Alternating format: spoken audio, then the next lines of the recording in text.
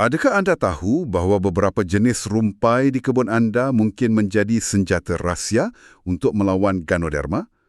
Terus dengar jika anda berminat untuk mengawal penyakit maut ini secara semula jadi. Perkara paling menarik iaitu identiti satu spesies rumpai yang menunjukkan kadar perencatan 100% dalam ujian makmal akan didedahkan di hujung episod ini. Selamat datang ke episod podcast ini yang dibawakan oleh AGS Agriculture Global Solutions, rakan kongsi anda untuk amalan perladangan yang lebih baik di Malaysia. Hai semua dan selamat kembali kepada semua rakan pekebun kecil kelapa sawit kita di seluruh Malaysia. Anda semua adalah tulang belakang industri yang penting ini. Jadual anda di ladang pasti padat hari ini kan? Jadi mari kita bincangkan satu kajian baharu dari tahun 2026. Ya, selamat kembali semua. Kajian baharu ini diterbitkan oleh Barisan Penyelidik Tempatan kita sendiri. Tepat sekali. Kajian ini diketuai oleh pakar-pakar dari Universiti Malaysia Sabah, UMS, dan juga Universiti Teknologi Mara, UiTM, Cawangan Sabah. Yang membuatkan perbincangan kita hari ini sangat berbaloi, kajian ini dilakukan di bumi kita sendiri. Bukannya data dari luar negara yang iklimnya berbeza. Betul. Ini data tempatan. Relevan dengan keadaan tanah, kelembapan dan iklim kebun di Malaysia. Objektif utama kita hari ini adalah untuk melihat bagaimana ekosistem semula jadi ini sebenarnya menyimpan rahsia biologi luar biasa. Khususnya untuk melawan ancaman utama yang menjadi mimpi ngeri pekebun, iaitu penyakit basal stem rot, BSR. Penyakit maut yang disebabkan oleh patogen Ganoderma boninense. Kita semua sudah masak benar dengan keganasan kulat ini. Sebaik sahaja ia bertapak kukuh dalam tisu pangkal batang, masa depan pokok tu ibarat retak menanti belah. Kesannya kepada pendapatan memang ketara. Sangat ketara. Data menunjukkan penyakit ini boleh menyebabkan kejatuhan hasil antara 0.04 hingga 4.34 tan per hektar. 4.34 tan per hektar itu satu jumlah yang besar. Ya, itu bermaksud penyusutan drastik dalam pengeluaran Fresh Fruit Bunch FFB setiap bulan. Kita bercakap tentang kerugian ribuan ringgit untuk setiap hektar. Memang memeritkan bila fikir pasal kerugian tersebut. Dan masalah ini jadi lebih rumit dengan cara rawatan semasa. Ramai pekebun terpaksa bergantung pada bahan kimia berterusan. Macam penggunaan racun kulat sistemik, contohnya hexaconazole kan? Betul. Disembur dengan harapan pokok dapat diselamatkan. Tapi kosnya sangat tinggi untuk pekebun kecil yang nak kawal kos operasi bulanan. Dan kesannya pun selalunya sementara. Sekadar menahan sakit, bukan menyembuhkan pokok. Paling membimbangkan, semburan kimia berterusan ni berisiko merosakkan keseimbangan ekosistem tanah anda. Ia hapuskan mikrob baik dalam tanah yang pokok perlukan untuk serap nutrien. Kita berada dalam situasi mendesak. Kita perlukan penyelesaian yang lestari, mesra alam dan mesra kos. Nota ringkas, beritahu kami dalam ruangan komen topik kelapa sawit apa yang anda mahu selepas ini, supaya kami buat episod ikut keperluan anda. Sila langgan saluran YouTube kami jika anda belum langgan. Tekan suka dan tulis komen. Ini membantu saluran YouTube kami supaya kami terus menukar artikel saintifik kelapa sawit kepada bahasa yang mudah difahami dan senang dihadam. Baik, kembali kepada persoalan penyelesaian lestari tadi. Di sinilah kajian dari Sabah ni bawa perspektif yang segar. Penyelidik tak duduk dalam makmal saja kan? Ya, mereka ambil pendekatan berbeza. Mereka turun padang ke sebuah ladang kelapa sawit matang berusia 14 tahun di Sabah. Mereka buat pemerhatian ekologi yang teliti di sana. Betul. Mereka membandingkan dua kawasan secara bersebelahan. Satu di sekeliling pangkal pokok sihat dan satu lagi di sekeliling pokok yang dah sah dijangkiti Ganoderma yang teruk. Logiknya mudah. Adakah tumbuh-tumbuhan atau rumpai di sekeliling pokok sihat ni berbeza? Berdasarkan laporan, mereka senaraikan sebanyak 20 spesies rumpai berbeza di kawasan tu. Memang ada rumpai yang dominan dan tumbuh meliar di mana-mana saja. Sama ada pokok tu sihat atau berpenyakit. Contohnya rumput parit atau nama saintifiknya Axonopus compressus dan juga Spermacocele latifolia. Rumpai jenis ni macam tiada kaitan langsung dengan kesihatan pokok kan? Ya, tiada corak yang khusus. Tapi penemuan paling mengubah perspektif kita bermula bila mereka tapis senarai tersebut. Terdapat corak taburan eksklusif kan? Tepat sekali. Daripada 20 spesies tadi, ada 3 jenis rumpah yang hanya tumbuh subur di sekeliling pokok sawit yang sihat dan bebas ganoderma. Rumpai ni seolah-olah menolak untuk tumbuh di kawasan pokok berpenyakit BSR. Ya, 3 spesies tersebut ialah Hoya carnosa, Ischema multicum dan satu lagi spesies misteri yang merupakan bintang utama kita hari ini. Dalam dunia ekologi ladang, bila tumbuhan hanya wujud dekat dengan organisme sihat, ini isyarat kuat tentang hubungan timbal balik yang positif. Betul. Mungkin rumpai ini merembeskan bahan tertentu ke dalam tanah yang bertindak melindungi pokok sawit tersebut dari patogen. Nanti dulu. Ini mungkin agak janggal untuk pekebun kita. Selama ni, kita diajar supaya meracun semua rumpai di pangkal pokok bersih-bersih. Memang itu kelaziman di ladang. Logiknya, kalau kita biarkan ketiga-tiga rumpai ni hidup, bukankah ia akan merampas baja sawit kita? Tidakkah pekebun akan rugi dari segi kos pembajaan?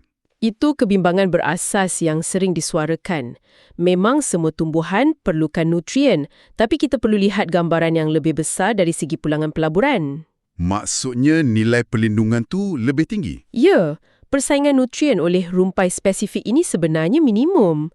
Jika pokok sawit mati akibat ganoderma, kerugian yang ditanggung jauh melangkaui nilai segenggam baja yang dikongsi bersama rumpai itu. Kerugian dari segi kos menanam semula dan kehilangan FFB bertahun-tahun lamanya. Tambahan pula, rumpai tertentu menyumbang kembali kepada ekosistem tanah melalui sistem akarnya yang memperbaiki struktur tanah dan kelembapan. Masuk akal. Macam bayar sedikit upah kepada pengawal keselamatan untuk menjaga kilang bernilai jutaan ringgit. Analogi yang sangat tepat. Jadi, selepas kenal pasti 3 spesies ini di ladang, penyelidik bawa kesemuanya ke makmal. Mereka nak uji secara saintifik mana satu yang ada kuasa anti kulat terhebat. Dan daripada ujian tu, spesies misteri kita yang ketiga tadi menewaskan yang lain dengan keputusan yang cukup menakjubkan. Apa keputusannya tu? Apabila ekstrak pati diuji terus ke atas kulat ganoderma, spesies ini menunjukkan prestasi luar biasa. Ekstraknya merekodkan kadar perencatan bermula dari 97.42% sehinggalah mencapai kadar 100%. 100%? Maksudnya pertumbuhan kulat ganoderma terhenti sepenuhnya? Ya, ia lumpuh secara mutlak. Ujian ini bukti kukuh bahawa rumpai ini berfungsi sebagai loji pertahanan biologi. Ia aktif membunuh patogen di sekelilingnya. Kulat pembunuh tu benar-benar mati kutu. Tapi macam mana proses ni berlaku? Bagaimana sebatang rumpai boleh tewaskan patogen paling digeruni dalam industri kita? Akar rumpai ini berfungsi sebagai kilang pengeluar sebatian bioaktif. Daun dan batang pun ada sifat anti kulat juga kan? Sedikit saja. Bahagian akar adalah senjata sebenar. Antara komponen kimia semula jadi yang paling dominan ditemui ialah kumpulan fenolik, flavonoid dan satu sebatian meruap yang dikenali sebagai metil salisilat. Metil salisilat. Kedengaran agak teknikal. Seakan-akan bahan kimia industri. Ia bertindak membakar kulat secara fizikal ke? Bukan bertindak macam asid yang membakar fizikal, tapi lebih kepada peperangan biokimia. Ia melumpuhkan sistem hidupan kulat itu sendiri dengan menyerang 2 titik kelemahan utama. Boleh kongsikan titik kelemahan pertama? Pertama, bahan bioaktif ni memusnahkan integriti dinding sel kulat. Sebatian dari akar ni ibarat peluru yang menebuk lubang-lubang pada dinding pelindung sel kulat tersebut. Dan titik kelemahan kedua? Ia menghalang satu proses kritikal yang dipanggil sintesis ergosterol. Sintesis ergosterol, boleh kita gunakan analogi yang lebih dekat supaya pekebun mudah faham? Boleh. Bayangkan dinding sel kulat tu macam dinding batu bata yang sedang dibina. Baik. Ergosterol pula adalah simen yang mengikat dan menstabilkan batu bata tu supaya kukuh. Jadi sebatian rumpai ni halang penghasilan simen ni. Tepat sekali. Tanpa simen ergosterol dan dinding batu bata pun dah ditebuk lubang tadi, struktur sel kulat tak dapat kekalkan bentuknya. Akhirnya sel-sel patogen ganoderma ni pecah, hilang bendalir tenting dan mati terus. Ya, proses inilah yang menerangkan mengapa rumpai tersebut mampu mencatatkan perencatan sehingga 100%. Ia membersihkan kawasan tanah dari bahaya. Proses yang sungguh terperinci, membuang simen pengikat dan menebuk dinding serentak. Sekarang rasanya dah tiba masa untuk kita dedahkan identiti spesies misteri ini. Apakah nama rumpai yang beri perencatan 100% ni? Bintang utama kita dikenali dengan nama saintifik Polygala paniculata. Polygala paniculata. Macam mana bentuknya supaya pekebun boleh kenal pasti esok pagi di ladang? Ia merupakan tumbuhan herba renek, daunnya kecil dan tersusun agak rapat pada batang. Perkara paling mudah untuk mengecamnya, pada hujung rumpai ini biasanya ada jambak bunga kecil. Warna apa bunganya? Berwarna putih ataupun ada rona sedikit keunguan. Kalau anda terjumpa rumpai ini tumbuh merimbun di pangkal pokok sawit sihat, besar kemungkinan itu adalah Polygala paniculata. Pesanan penting untuk pekebun. Kenal pasti rumpai dengan bunga putih atau keunguan ini. Mari kita terjemahkan penemuan ini kepada tindakan praktikal. Apa yang pekebun patut buat bermula esok? Tindakan pertama, tukar strategi pengurusan kepada amalan pengurusan rumpai bersepadu PRB. Maksudnya, tak perlu anggap semua rumput sebagai musuh. Ya, berhenti menyembuh racun rumpai secara membuta tuli atau blanket spraying. Memang ramai buat blanket spraying sebab nak ladang nampak bersih macam padang golf. Tapi dari sudut kos operasi, ni merugikan kan? Sangat merugikan. Blanket spraying menelan kos racun tinggi setiap bulan dan anda terbunuh sekutu terbaik anda. Jadi kalau ternampak Polygala paniculata ni tumbuh sekitar bulatan pangkal pokok, biarkan saja. Betul. Jimatkan duit racun. Kekalkan rumpai ini supaya sistem akarnya boleh terus bekalkan sebatian fenolik dan flavonoid ke dalam tanah. Melindungi akar sawit anda dari ancaman Ganoderma. Amalan PRB ni serampang dua mata. Jimat duit racun dan upah pekerja dan pokok sawit terlindung dari BSR. Ada tindakan kedua tak? Tindakan kedua, perhatikan ekosistem ladang anda. Pokok sawit yang sihat belasan tahun biasanya disokong oleh kepelbagaian biologi di lantai ladang. Mikrob tanah dan tumbuhan renek ini membekalkan imuniti. Memupuk ekosistem ni adalah pelaburan percuma.